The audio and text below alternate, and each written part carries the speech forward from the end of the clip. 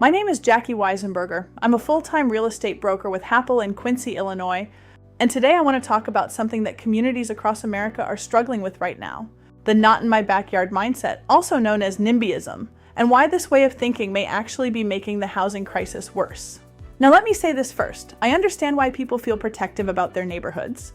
People work hard for their homes. They care about property values. They care about safety. They care about traffic, noise, parking, and the character of their community. Those concerns are real. But what happens when every new housing project gets pushed back against? What happens when every zoning change is fought? What happens when every apartment project, duplex proposal, townhome development, or workforce housing idea immediately gets met with resistance? Eventually, you stop building enough housing, and that is exactly what has happened across much of America. The housing shortage we are dealing with today did not happen overnight. After the 2008 housing crash, construction slowed dramatically. Builders disappeared, development slowed, regulations increased, costs increased. Then, as demand for housing grew again, many communities continued blocking or slowing new housing development. For years, people said no.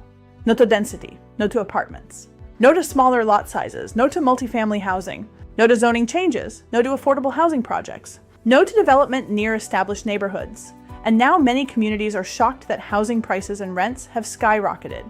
The GREDF and United Way housing studies here in our area have already identified serious housing concerns. We need workforce housing, we need more housing options, we need redevelopment. We need solutions for aging housing stock. We need housing opportunities for younger families, seniors, and workers trying to stay in the community. But here is the difficult truth.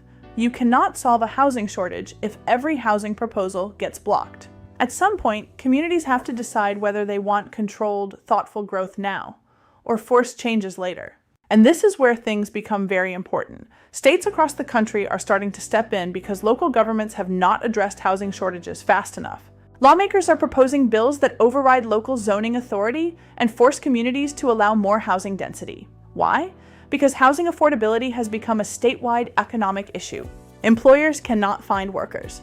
Young people cannot afford homes. Rents are rising too fast. Homelessness increases. Workforce shortages grow. And states are beginning to argue that local governments standing in the way of housing growth are contributing to the crisis.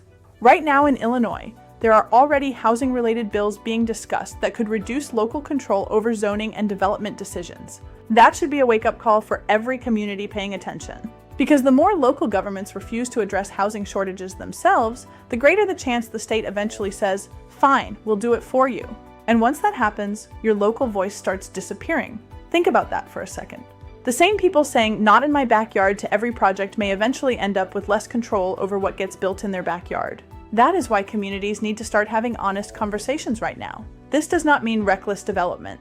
It does not mean destroying neighborhoods. It means planning smart growth before the problem becomes unmanageable. Maybe that means allowing duplexes in certain areas. Maybe that means encouraging townhomes or workforce housing developments. Maybe that means faster approvals for infill housing on vacant lots. Maybe that means reducing unnecessary barriers that make housing impossible to build affordably. Because here is another reality people do not always think about. When housing supply stays limited, prices go up. And when prices go up, younger generations get pushed out. Working-class families get pushed out. Retirees struggle to downsize. Workers commute farther distances. Communities lose population. Schools shrink. Employers struggle to hire. This affects the entire future of a community. Cities across America are already trying different approaches. Some communities are reforming zoning laws. Others are encouraging mixed housing types. Some are speeding up permitting processes. Some are creating incentives for redevelopment projects and workforce housing construction. Are all the solutions perfect? No. But doing nothing is not a solution either. And that is the message I really want people to hear today. If communities continue resisting every conversation about housing growth, eventually outside lawmakers may step in and make those decisions instead. We have to get uncomfortable to get comfortable. That means having hard conversations now instead of waiting until the crisis gets worse.